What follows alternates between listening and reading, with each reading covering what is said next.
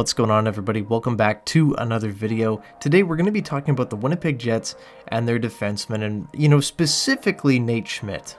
The Jets are a team where their forward core looks pretty good. Their goaltending, while a little bit of a shaky start, is typically very good.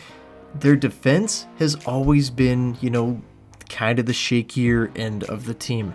And one of those shakier defensemen is Nate Schmidt. And, this is nothing new. It's not like, I'm judging him off based off of the last 5 games or anything like that. But going back to last season and even the season before that, he really has not returned to form from his Vegas days where, he got, caught using PEDs. So, maybe that had something to do with it. But, he wasn't that great of a defenseman in Vancouver. They were really just looking to get rid of him. And the Jets were one of the only teams willing to pay for Nate Schmidt. A lot of teams were looking for, Vancouver to pretty much pay them to take Nate Schmidt and take, Schmidt and another asset, whether that be a pick or a prospect. But the Jets coughed up a third for him, and he really has not lived up to his Vegas days.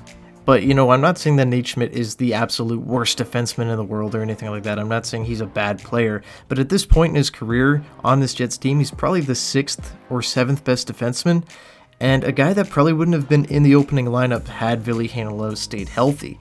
So when you combine, he's overpaid, he's 32 years old, his stats aren't, what they used to be, and he's just not that great anymore, it kind of ends up being a situation where you have to look at, what are we going to do with this guy? And truthfully, I don't know what you do in this situation. You have options, but I don't think any of them are really appealing to Winnipeg. I mean, you can look at moving him. I know it was rumored that, the Jets were trying to trade Nate Schmidt to the Philadelphia Flyers this season before the NHL draft, where it would have been Travis Sanheim going back the other way, but the catch was that the Jets would have to attach their first-round pick, 18th overall, to Nate Schmidt for the deal to go through. Jets didn't want to do that, and I don't think that would have been the right move for the Jets to do. They picked Colby Barlow. He looks to be a pretty good prospect. I'm happy that they didn't make that move, but, would have been nice to get out of that Schmidt contract. So if the price is a first-round pick to get out of Nate Schmidt's contract, that's pretty pricey, and it's not something that I think the Jets are going to do. Another thing that you could look at is, buying him out, but you'd probably be paying him, I'd imagine, I don't know the numbers off the top of my head or anything, but for the next 4 seasons, you're probably paying, $2.5–3 million of dead cap. Another not super appealing option when the contract's up after next season. So, you're really stuck between a rock and a hard place here with Nate, and I think that what the Jets are going to end up having to do is maybe just, at the end of the day, just sucking it up, maybe keeping him as the 7th defenseman, because, there will be injuries. He's not, the worst player in the world or anything. He does have games where he is serviceable. I thought he played fine against the Edmonton Oilers, but I don't know. I just don't know what to do with Nate Schmidt and this whole defensive core as a whole. Because you know what? We've got Josh Morrissey, you got Dylan DeMello. We know those guys. Those guys are going to play together. That's going to be the top pairing, as of right now. After that, it's Dylan Sandberg and a bunch of question marks, right? You've got Neil Pionk, who is very similar to Nate Schmidt, not producing at, the level that maybe he used to. And he still gets paid lots of money, right? But he's a guy that is, on the power play, does get lots of ice time. Probably not a guy that the Jets are looking to move. Maybe they're not, super happy about the situation, but I don't think that that's a player that they're, devaluing or anything. I think they really like Neil Pionk. But then, it comes down to Schmidt and Dylan.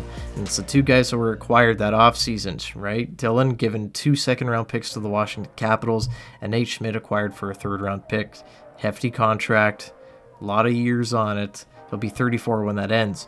So, you gotta kind of question, how did we get here? And, well, it's, because of Kevin Cheveldayoff. I don't think that, these 2 defensemen have really moved the needle as much as Kevin had really imagined, right? I appreciate and respect him going out there and acquiring 2 NHL-level defensemen, because we remember what we had before them with Nathan Beaulieu, Anthony Bitetto, Lucas Spiza, all those bums, right? But how much did they really move the needle, right?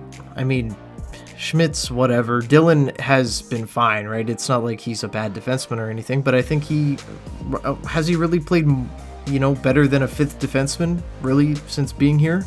I don't know. Maybe playing with Neil Pionk has tanked his numbers a little bit. I'm not sure. But at the end of the day, they just haven't been good enough. And we're just in a situation now where, the team is pretty decent, but their defense is holding them back a little bit. And how Winnipeg is going to go forward here and kind of maneuver through the situation is going to be super interesting to me. I think once December comes, I think, Villy's going to go down to the AHL. He's going to get his little conditioning stint, maybe 2 or 3 games with the Moose. And then I think that he's going to be ready for prime time. And then what do you do from there, right? Because then you've got a waiver problem at this point, right? You'll have 9 defensemen because Stanley and Capobianco are still up with the main club right now. Do you go ahead and do you waive Nate Schmidt? I could probably see that happening. I mean, it is an option. It's just not something that the organization usually does. So, I don't know.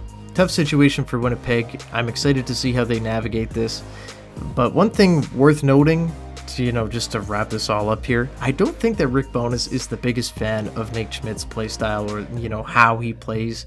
Being benched last season or a healthy scratch and now being a healthy scratch by game 3 of the season, that's tough. And I just don't think that Rick would do that to a guy where he's just, crazy about him and everything like that, right? So I don't know if it's just like, hey, wake up or whatever it is with Rick, but I just don't get the sense that he absolutely loves him. I fully believe that Ville Heinola was going to be starting on opening night, hadn't, he gotten injured.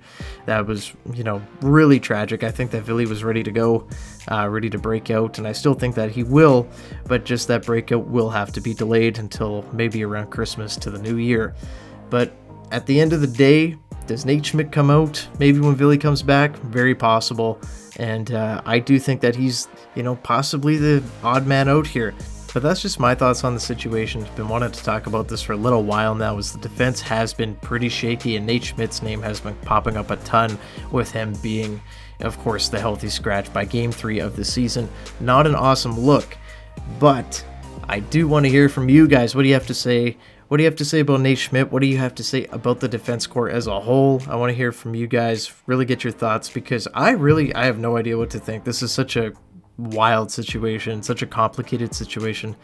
But, as always, guys, leave a like and subscribe to the channel if you haven't already. I'll see you guys in the next one. Go Jets, go. Bye-bye.